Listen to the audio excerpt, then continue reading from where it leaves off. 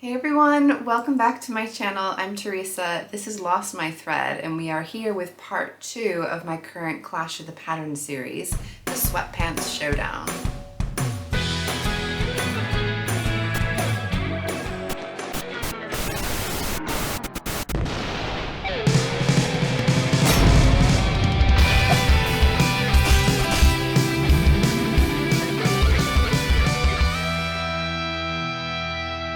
So hopefully you're here having watched the first part of the series, but if not, I will pop a link up here so that you can check it out.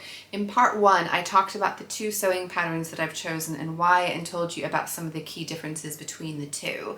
Today I'm going to be talking about the sewing. So I will tell you what these were like to sew, which one I found more enjoyable to make up, and I will tell you who I think is in the lead at the end of this round. There is one more video to come where I will actually be putting these trousers on and showing you the fit of them and telling you which one I think is the overall winner.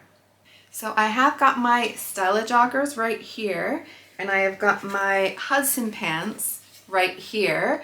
I'm not going to be putting them on, that's for next time, but I do want to tell you what it was like to make these patterns up. The first thing that's always worth considering is how is it to cut out the pattern and cut out the pattern pieces. Now these two have quite a different way of getting your pattern. Both of them have PDF options, so if you didn't realize, the Tillian's the Buttons stretch book, you can actually go onto their website and download the PDF patterns. So if you really hate tracing out the patterns, then that is a good way to go. But if you don't do that, in the back of the book there are some sheets where you have some different patterns overlapping. Hopefully you can get a bit of an idea here. And I do think it's pretty clear to see which pattern piece is meant to be for which. I didn't find it too difficult to trace out, but I know that some people get really cross-eyed, really hate tracing out those layered pattern pieces. The Hudson Pants, because I got the paper pattern, it is like proper, I say proper, but like old-fashioned, old-school tissue paper. Think like Big 4 tissue paper. And in both cases, I wanted to trace off the pattern anyway, just because I felt like I wasn't too sure as far as sizing or any adjustments. So I traced off both of them. I found it a lot more tricky to trace off the tissue paper just because the lines aren't as bold. So even though there were overlapping patterns on the Stella Joggers, I actually found it easier to trace them out. One of the reasons that I wanted to trace these out is because I knew I was going to do a high rise adjustment on both of them. They're both designed to be low rise, and so many tops and sweatshirts these days are more cropped, and I felt like I wanted that extra coverage to make sure that I'm not going to get chilly or get any breezes where I don't want them or have any skin peeking out unexpectedly. So I did follow the tutorial from the True Bias website, which I will link down below. I mentioned it in a previous video, but I had a few people who were asking a bit of questions about that and curious to see what that was like, so I'm going to give you just a brief summary of how I did that adjustment. So to do the high-rise hack, you need to get your front pants piece, you need your pants pocket, and your pocket facing. So you need to have all these 3 pieces, and then you're going to line them up, matching all of the darts that you've got on the side, and making sure up at the top that they're all matched up. This line here was my original line. So this is the side seam, this is my front crotch, so just in case you're getting a bit mixed up. The idea of the high-rise hack is that you're raising up the front section by 2 inches, and then what's recommended is you make a right angle that goes across and join that up with your side seam there. And you want to look and see whatever measurement that is on this edge of the side seam, you need to transfer to your back side seam as well. And then you also need to make sure that you're extending up your pocket facing, your main pocket piece, and obviously your main pants piece as well. So they're all going to be at the same lines. Make sure that you're moving and matching your notches up to make sure everything lines up afterwards. One extra detail that Kelly Ward included in this, which I really appreciate, is this blue line here was the original pocket edge, but because you're shifting the waistband up a lot, she recommends that you also shift up that edge of the pocket to make a more normal sized curve rather than this big long curve to the pocket, so to balance the shape and size of that pocket out, which I thought was a really clever detail and feels like a lot more proper than what I would have tried to do if I was working it out on my own. One thing that made a big difference for me was the seam allowance. So the Hudson Pants by True Bias have a 3/8 of an inch seam allowance, which is pretty standard for most knit or jersey patterns. And the reason why I think companies do it is because if you have a 3/8 of an inch seam allowance, Most sergers, you can set it so that from the edge of the blade to the stitch line is 3/8 of an inch, which my machine does. So that means I just have to run those things through the serger, and I know that it's gonna be at 3/8 of an inch seam allowance, and it's easy. Whereas the Stella Joggers from the Tilly and the Button stretch book are made with a 5/8 of an inch seam allowance, and that's great for a sewing machine, but because I tend to make up stretch knit jersey garments on my serger explicitly, I end up then having to either guess where I'm cutting off maybe 1/4 of an inch to get it approximately right, or I have to actually trim off that seam allowance off the pattern piece, which is what I did in this case to make it as accurate as possible. But it's just extra faff and it's extra work that honestly I could really do without. So total personal preference, and if you're making your knits on a sewing machine, you could really go either way. I don't think it's going to make a difference, but if you tend to make your knits on a serger, you're probably, like me, going to prefer the 3/8 of an inch seam allowance of the Hudson Pants. The things that are always the most fun to me are what are different between the two patterns, and they both had interesting different pocket construction, and I really liked both of them. They were very satisfying to put together. The Hudson Pants have this extra band section, which is slightly shorter, so it's a bit stretched out. So a bit like a neckline is going to be shorter than the hole that it's fitting into. So it's stretched out, which allows it to sit really nice and flat. I'll be interested to see what that's like on my body. It also has that curve to it, but I found it really nice to put together. It was a very satisfying way that it all came together really nice and neatly. The Stella Joggers have just a straight edge here to the pocket, and there's some knit interfacing in there to allow it to sit hopefully flat and not bag out or be too saggy, so it keeps its structure. This one was also really satisfying to put together, and it has some nice detail inside. There's some understitching inside the pocket, so that way it's going to sit nice inside and it's not going to be flooping out. So I feel like both of them were good, clever construction, really easy to follow and really satisfying to create. One thing I was curious about is how they would tell you to measure the elastic around the waistband, and I will say I did not do myself any favors by doing a high-rise adjustment on these sweatpants because it was difficult to know where those trousers were going to be hitting on me and where I needed that elastic to be.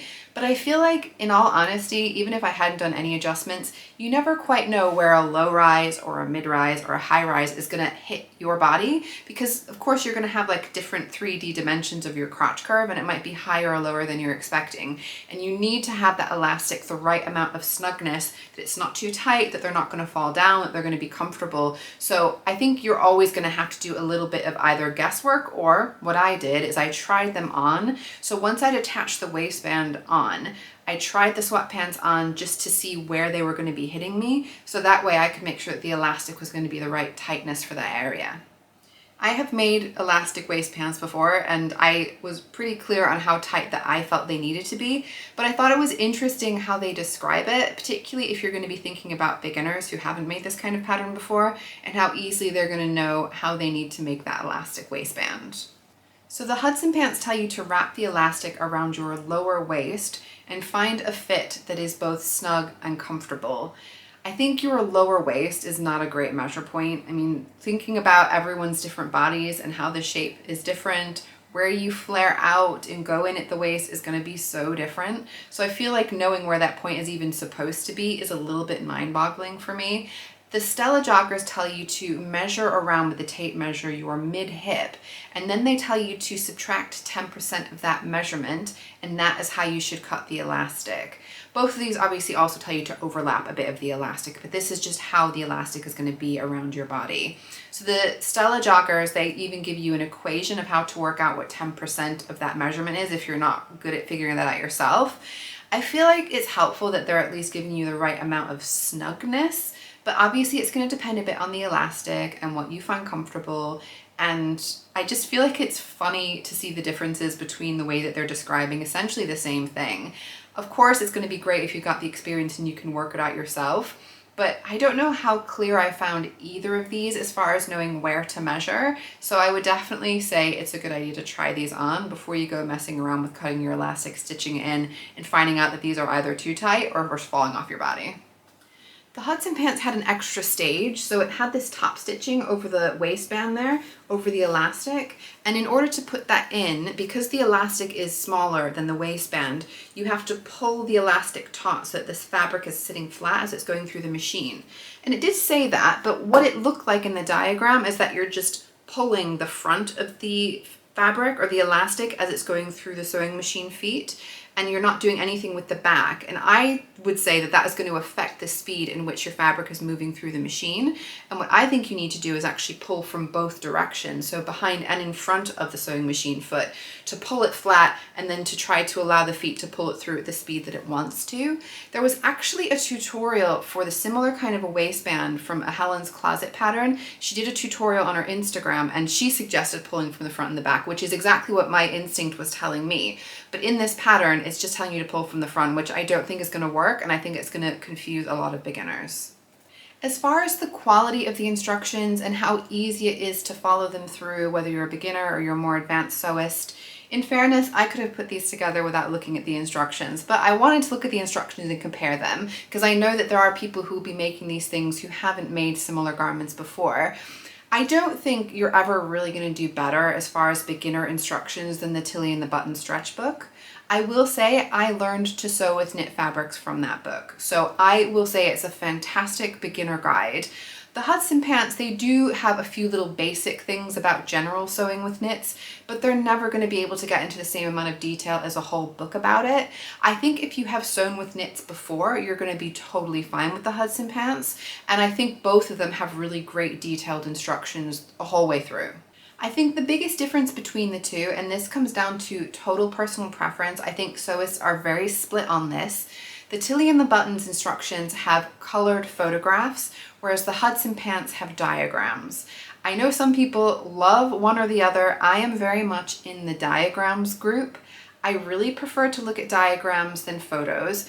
And the biggest reason for that is in a diagram, you can have shading, so you can see what is the wrong side of the fabric. Whereas with a photograph, sometimes you just can't tell which way around the pieces are. And I think this is such a great example. The fabric that they've used for the Stella Joggers in the Tilly book, I don't feel like it is very easy to tell whether you're looking at the front or the back of the fabric. So to me, looking at those photos only gives me so much of the information, and I just like that little bit of extra that you can get from a diagram. You can fight me on this. I know there are people who are going to completely disagree, but I'm just talking about my preference, what I find easier to follow when I'm glancing at it. I can see what's going on, whereas with a photo, sometimes I'm trying to understand what I'm looking at a little bit more. So yeah, personal preference, I'm with the diagram, so true bias is more for my style of sewing. Now I want to tell you who is in the lead for me leading up until now. Obviously wearing these and looking at the style and the shape and the fit of them on me is going to be a huge factor, and that's all going to happen in the next video. But right now I just want to tell you who has the edge just based on the size inclusivity, the pricing, the availability, the instructions, the seam allowance. For me, the True Bias Hudson Pants have just edged into the lead. There's not a huge amount in it, but it just has a few things going for it that the Stella Joggers by Tilly and the Buttons do not have. So for me, I really have been enjoying both of them, but the True Bias Hudson Pants have just had that little bit extra. I do know that it could all change, obviously, when I'm wearing them. Next time it could be a completely different winner. I really do hope that you will join me next time in part 3, the finale of this series. If you did enjoy this video, please do give me a like down below. It really helps to boost me up on YouTube's algorithm, help other people find my videos. Leave me a comment down below. Let me know, are you team diagram or photos in your instructions? I feel like that's going to be quite controversial, but I would love to hear what you guys think, or any other thoughts on the patterns and things that I've mentioned up until now. I feel like I need to mention, because there were a few great people out there who told me that they were able to get the Tilly and the Button stretch book from their local library, which I had never even considered as an option. I've looked, my library is not as good as your library, guys. Do not have the option. I've asked if they can order books in, but I can put in a request for books to come in, which they may or may not approve, and I honestly don't feel like I'm going to get any further than that. But it is definitely worth, if you were in the size range for the Tilly and the Buttons stretch book, have a look and see if it's in your library. You can trace the patterns out and you can then have those for reference for future. And obviously you can sew things up and it's free, which is great. And we're supporting local libraries, so it's a win-win. I really hope to see all of you again very soon. I will not be too long before I show you the final of this, because I want to get these pants on me. I want to have some loungewear in my life. I'll see you all very, very soon. Bye!